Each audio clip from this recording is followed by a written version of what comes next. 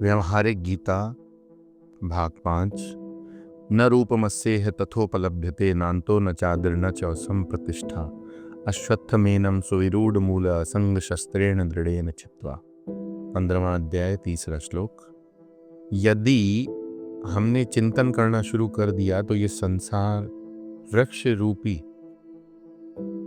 रूपी वृक्ष जैसा कहा गया है वैसा नहीं रह जाता।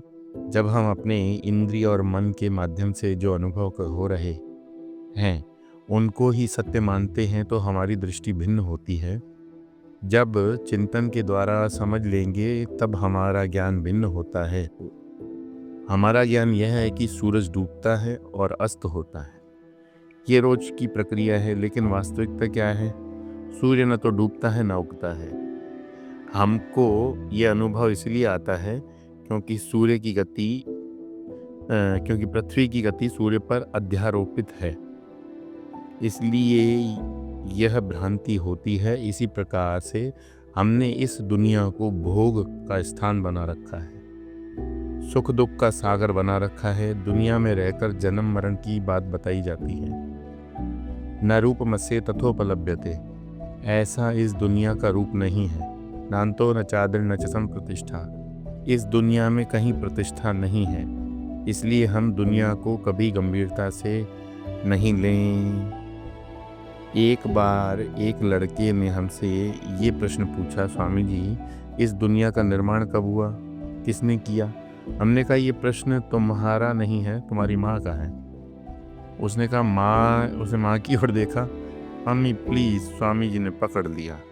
फिर हमने उनको बताया कि देखो कल तुम सोए थे। बोला जी सोया था। जब तुम एक बार सो गए तो क्या तुमको ये भान हुआ कि तुम घर में हो या बाहर हो, बिस्तर के ऊपर हो या नीचे हो? बोला नहीं। ऐसा ही विषय उपनिषद में आता है। शिष्य गुरु महाराज को पूछता है, महाराज जी ये विश्व कहाँ प्रतिष्ठित है? गुरु ने कहा विश्व को मारो गोली, ये बताओ तुम कहाँ हो? बोला महाराज आपके सामने हूँ। आपके आश्रम कहाँ है? काशी में। काशी कहाँ है? भारत कहाँ है? पृथ्वी पर। पृथ्वी कहाँ है? पानी में। पानी कहाँ है? अग्नि में। अग्नि कहाँ है? वायु में। वायु कहाँ है? आकाश में। आकाश कहाँ है? आकाश हमारी खोपड़ी में। देखो आकाश नाम की कोई वस्तु नहीं, लेकिन आकाश में भी कुछ होता है। जो है ही नहीं उसमें दुनिया है। ये ऐसा ही है जैसे एक वंध्या पुत्र की कहानी। वंध्या वह है जिसका पुत्र नहीं हो सकता।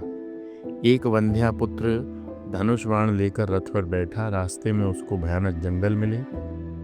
ये सब केवल कहानी मात्र है, सत्य नहीं। एक बार एक संत को साधक ने जाकर पूछा, महाराज उपनिषद में सृष्टि की निर्मित की बहुत सी प्रक्रियाएं आती हैं, आप मुझे कुछ समझाओ। महाराज जी बोले कौन सी प्रक्रिया? बोले जैसे तैत्तरीय उपनिषद में आता है तस्माद्वा एतस्माद् आत्मन आकाश संभूतः। महाराज जी बोले बस यही रुक जाओ, पहले इसका अर्थ समझो।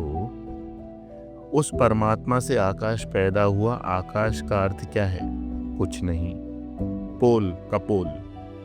आकाश नाम की कोई वस्तु नहीं। तो क्या उपनिषद में ये कहा जाता है कि परमात्मा ने कुछ भी उत्पन्न नहीं किया? न जायते म्रियते वा विपश्चिन्नाय कुतश्चिन्न बभूव कश्चित् अजो नित्य शाश्वतोऽयं पुराणो न हन्यते हन्यमाने शरीरे। कठोपनिषद 1.2.18। इस दुनिया की उत्पत्ति आप किसी प्रकार की भी सिद्ध नहीं कर सकते।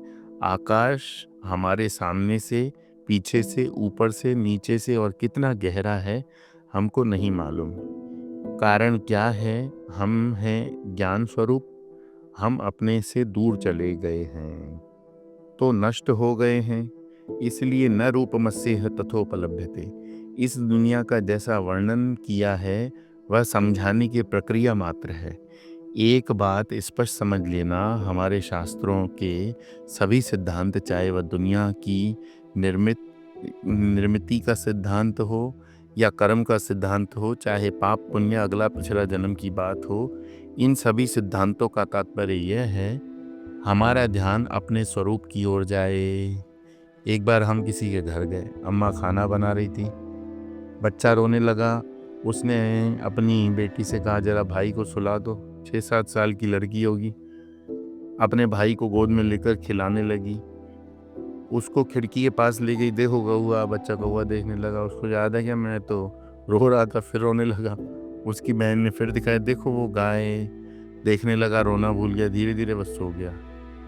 जब वह उसको सुला कर आई तो हमने पूछा तुम क्या कर रही थी? बोला भाई को सुला रही थी। हमने कहा तुम तो उसको कौवा दिखा रही थी। बोली स्वामी जी आपका छोटा भाई है क्या? हमने कहा नहीं। बोले तो फिर आपको समझ नहीं आएगा।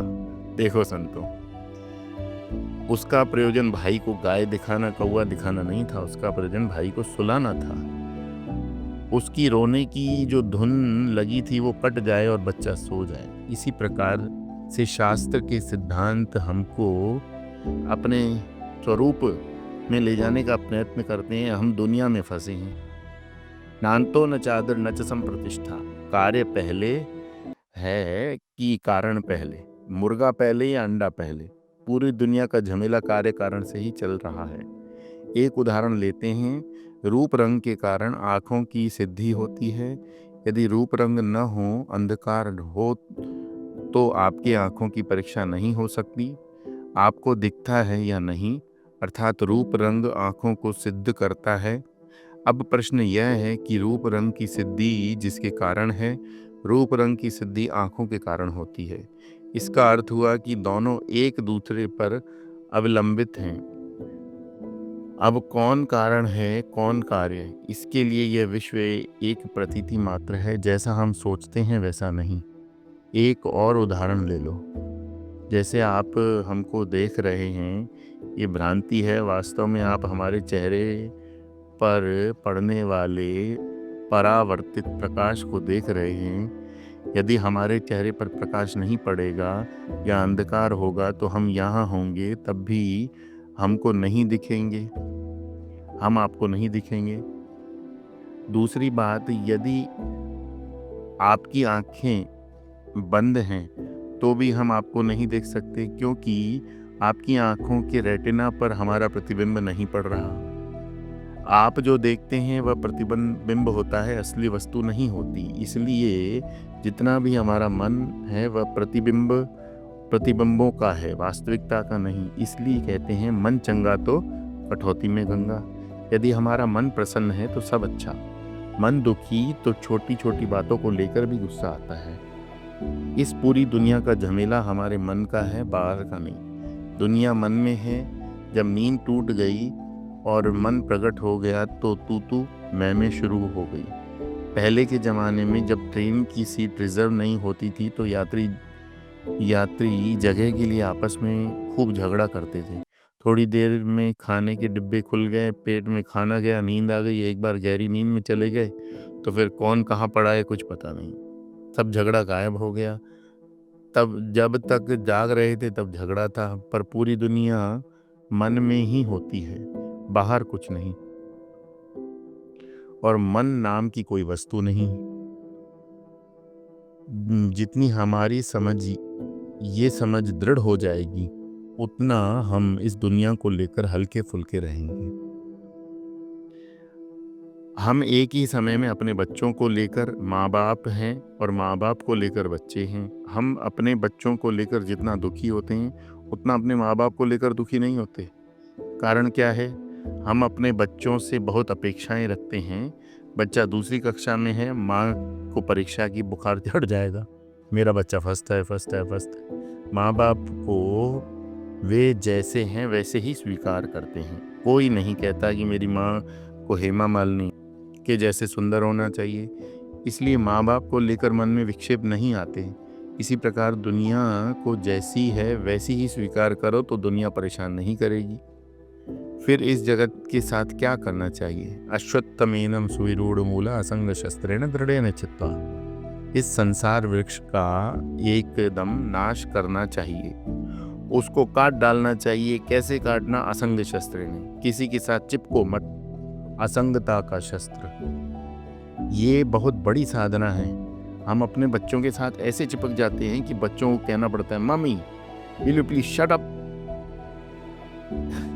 जब बच्चों को अपने माँ बाप से ऐसा कहना पड़ता है तो उसको उनको बहुत दुख होता है, लेकिन हम लोग ये समझते नहीं। एक बार हम अमेरिका में थे, एक लड़की जो हमारे सत्संग में बार बार आती, एक दिन हमसे बोली, स्वामी जी आज मैं बहुत दुखी हूँ, आज मैंने अपनी माँ से कह दिया मम्मी तुम मेरे घर से निकल जाओ। बताओ, मुझे तुम्हारी कोई ज़रूरत नहीं। मेरी माँ मेरी डिलीवरी के लिए इंडिया से आई है, जब से वो आई है हर समय मेरे भाई की पत्नी की बुराई करती है। मैं परेशान हो गई हूँ। देखो संतों, किसी से चिपको मत, जहाँ ज़रूरत हो वहाँ से निकल जाओ, जहाँ ज़रूरत ना हो वहाँ से निकल जाओ। किसी को ये कहना न पड़े कि बाबा जी अब प्रवचन देना बंद करो। बाबा जी को अपने आप बोलना बंद कर देना चाहिए। यही है व्यावहारिक गीता जो हमारे जीवन में उतारनी है।